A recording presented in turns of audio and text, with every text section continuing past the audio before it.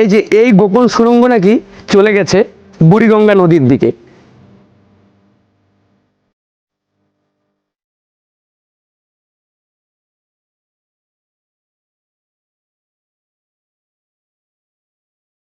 এটা একটা ওই সময়কার ফোয়ারা, এখন এটা ওইভাবে ব্যবহৃত হয় না।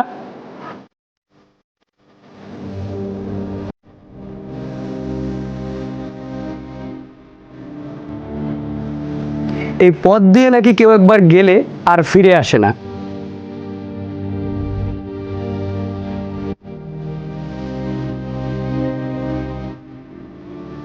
How are you? Yes. Why you can go in there? It's open. No, no, no, no. Okay. It's going to the river Buriganga. Oh, okay.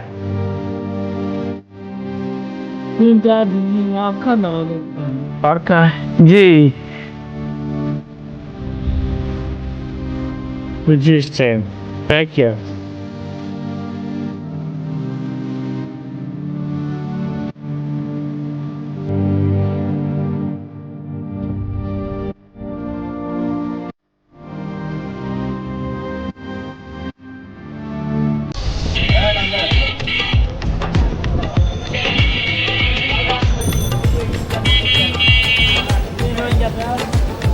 পিচঢালা এই পথে আপনাকে নিয়ে যাবে লালবাগের সেই ইতিহাসের প্রান্তরে।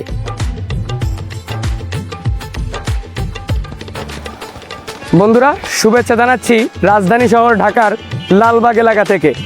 আজকের ভিডিওতে আপনাদেরকে দেখাবো ঐতিহ্যবাহী রাজধানী শহর ঢাকার ইতিহাসের 400 বছরের পুরনো একটি নিদর্শন।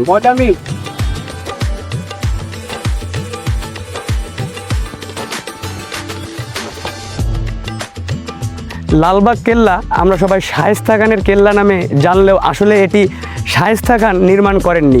এটি নির্মাণ করেছিলেন সম্রাট আওরঙ্গজেবের ছেলে সম্রাট শাহ আজম।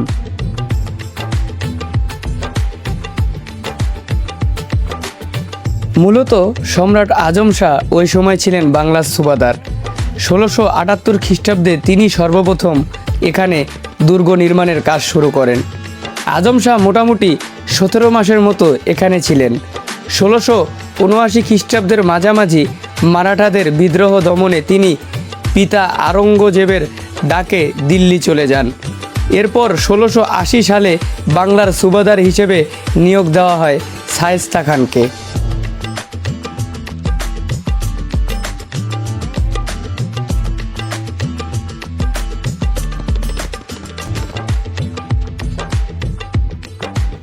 তবে সম্রাট শাহ আজম এই দুর্গে বেশি দিন থাকতে পারেননি। মাত্র 15 মাস থাকার পরে দিল্লিতে মারোয়ারিদের বিদ্রোহের কারণে পিতার ডাকে তিনি দিল্লি চলে যান। তখন এই দুর্গটি অসমাপ্ত থেকে যায়। শায়েস্তা খান বাংলার সুবাদার নিযুক্ত হয়ে এই দুর্গের নির্মাণ কাজ পুনরায় শুরু করেন। দুর্গ নির্মাণের কাজ চলাকালীন সময়ে 1684 খ্রিস্টাব্দে শায়েস্তা খানের কন্যা পরিবিবির মৃত্যু হয়। কন্যার এই মৃত্যুকে শায়েস্তা খান কোনোভাবেই মেনে নিতে পারছিলেন না। তখন তিনি এই দুর্গকে অপয়া বলে এখান থেকে চলে যান।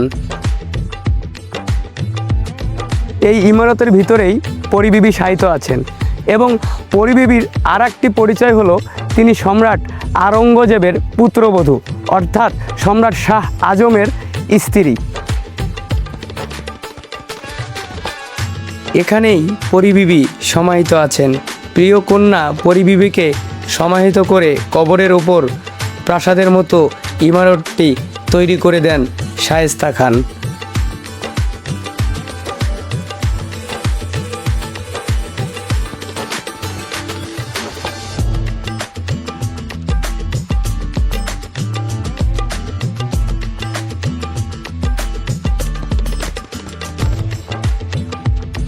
এছাড়াও এখানে শায়িত আছেন শায়েস্তা খানের ছোট কন্যা শামসাদ বানু। পরিবিবির সমাধিস্থলের সামনে 3টি কবর রয়েছে, তার ভিতরে মাঝখানের কবরে যে শায়িত আছেন উনি ছিলেন সুবাদার শায়েস্তা খানের একান্ত বিশ্বস্ত সহ সেনা অধিনায়ক। ওই সময়ে প্রাসাদের নবাবেরা এইখানেই গোসল করতেন। আমি বর্তমানে তাদের এই ওয়াশরুমের ভিতরে আছি। তারা কতটা শৌখিন ছিল তাদের এই কারুকাজ দেখলে বোঝা যায়।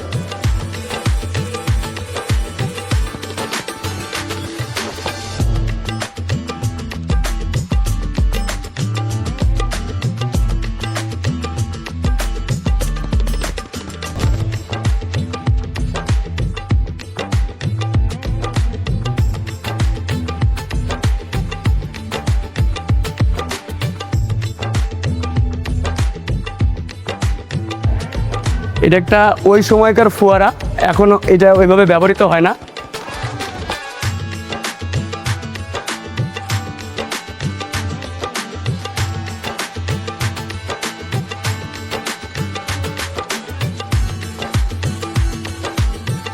এটিও একটি গোপন সুড়ঙ্গ। এগুলো প্রাসাদের এরকম অনেক গোপন সুড়ঙ্গ রয়েছে। কন্যার মৃত্যুর পর শায়েস্তা খান ঢাকা থেকে চলে যান মুর্শিদাবাদে। তখন ঢাকা থেকে রাজধানী স্থানান্তর করে মুর্শিদাবাদে নিয়ে যাওয়া হয়। এরপর থেকে দীর্ঘকাল পরিত্যক্ত অবস্থায় থাকে এই দুর্গটি।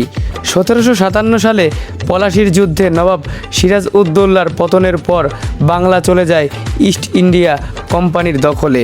মূলত এরপর থেকেই ঢাকার এই দুর্গে অবস্থান নেয় ইংরেজ নৌসেনারা। তবে 1757 সালে নবাব সিরাজউদ্দৌলা ইংরেজদের সাথে পরাজিত হওয়ার পর বাংলার পুরোপুরি ক্ষমতা চলে যায় ইংরেজদের হাতে।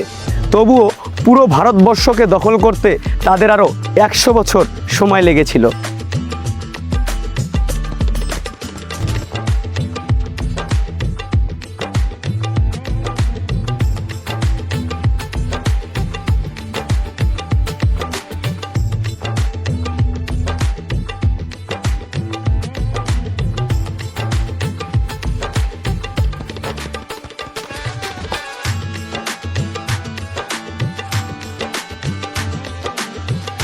তবে ওই সময় নৌ যোগাযোগ ব্যবস্থাই ছিল প্রধান, তাই এই দুর্গটি নির্মাণ করা হয়েছিল বুড়িগঙ্গা নদীর পাশে।